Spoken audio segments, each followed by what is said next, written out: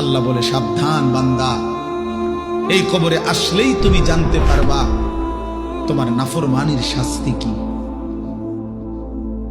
সুম্মা কাল্লা সাউফা তা'লামুন, আবারও জানতে পারবা হাসরের ময়দানে জাহান্নামের শাস্তি দিয়া তোমার নাফরমানির পরিণতি কি।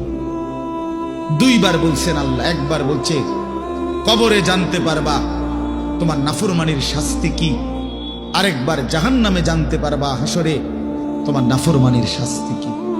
সামান্য কয়টা বুট বেচতে বেচতে বেচারা এক ওয়াক্ত নামাজ পড়ে না, কদ্দুর চা বেচে, দুইটা বন বেচে, বেচারা এক ওয়াক্ত নামাজ পড়ে না। একটা অটো চালায়, নামাজ পড়ে না। একটা সিএনজি চালায়, নামাজ পড়ে না।